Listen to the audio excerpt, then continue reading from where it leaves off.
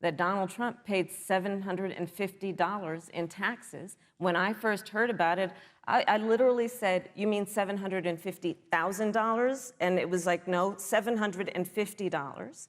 We now know Donald Trump owes and is in debt for $400 million. And just so everyone is clear, when we say in debt, it means you owe money to somebody. And it'd be really good to know who the President of the United States, the Commander-in-Chief, owes money to, because the American people have a right to know what is influencing the President's decisions. And is he making those decisions on the best interest of the American people, of you, or self-interest? So, Susan, I'm glad you asked about transparency, because it has to be across the board. Joe has been incredibly transparent over many, many years. The one thing we all know about Joe, he puts it all out there. He is honest, he is forthright. But Donald Trump, on the other hand, has been about covering up everything. Thank you, Senator Harris. I want to give you a chance to respond, Vice President. Well, look, I respect the fact that Joe Biden spent 47 years in public life. I respect your public service as well. Thank you. But the American people have a president who's a businessman, he's a job creator, who's paid tens of millions of dollars in taxes, payroll taxes, property taxes. He's created tens of thousands of American jobs.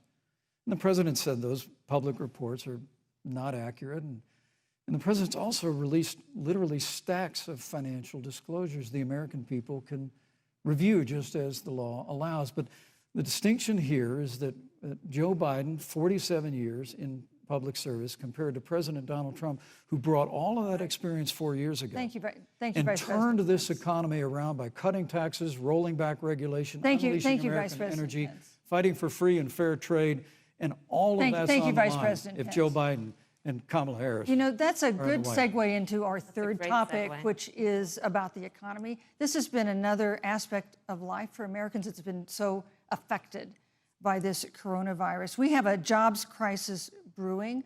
On Friday, we learned that the unemployment rate had declined to 7.9% in September, but the job growth had stalled, and that was before the latest round of layoffs and furloughs in the airline industry at Disney and elsewhere.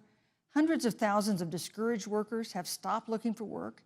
Nearly 11 million jobs that existed at the beginning of the year haven't been replaced. Those hardest hit include Latinos, Blacks, and women.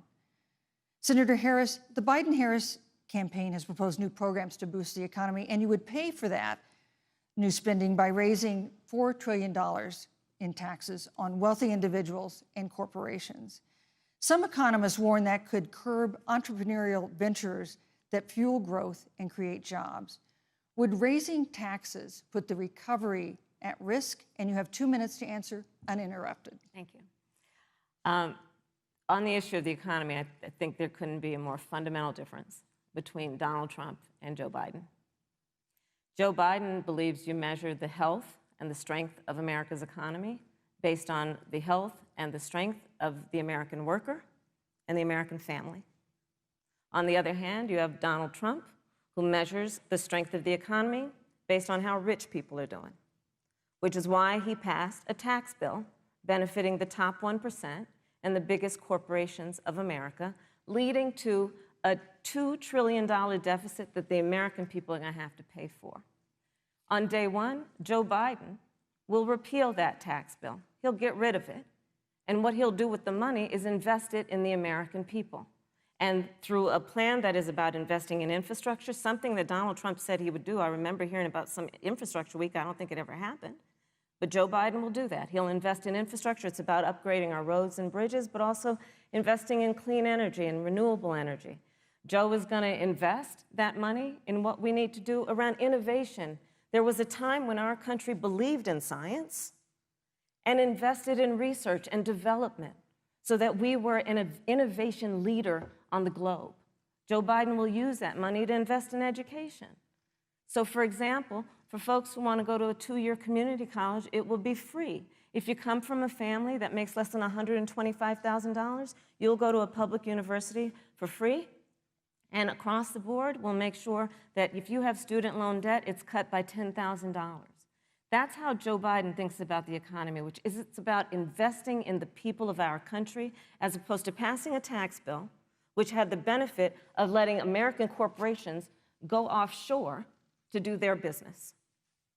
Thank you, You're Senator welcome. Harris. Vice President Pence, your administration has been predicting a rapid and robust recovery, but the latest economic report suggests that's not happening. Should Americans be braced for an economic comeback that is going to take not months, but a year or more? You have 2 minutes to answer, uninterrupted. When President Trump and I took office, America had gone through the slowest economic recovery since the Great Depression. Because when Joe Biden was vice president, they tried to tax and spend and regulate and bail our way back to a growing economy. President Trump cut taxes across the board.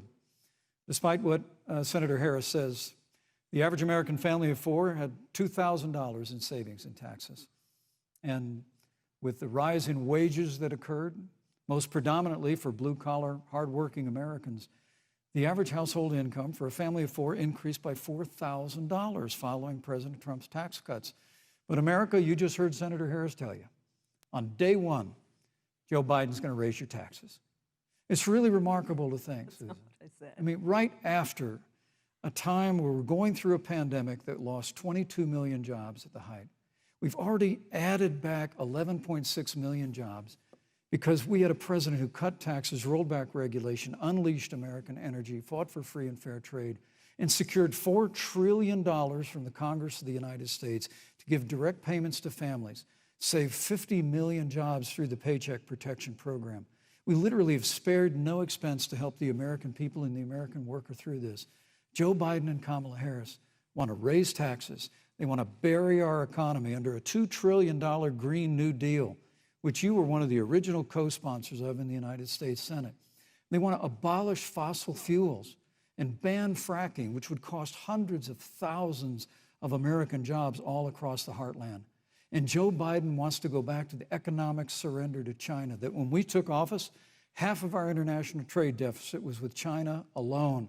And Joe Biden wants to repeal all of the tariffs that President Trump put into effect to fight for American jobs and American workers. Joe Biden says democracy's on the ballot. Make no mistake about it, Susan. The American economy, the American comeback is on the ballot with 4 more years of growth and opportunity, 4 more years of President Donald Trump. 2021 is going to be the biggest economic year in the history of this country. Thank you, Vice President Pence. Senator Harris. Well, I mean, I thought we saw enough of it in last week's debate, but I think this is supposed to be a debate based on fact and truth. And the truth and the fact is Joe Biden has been very clear.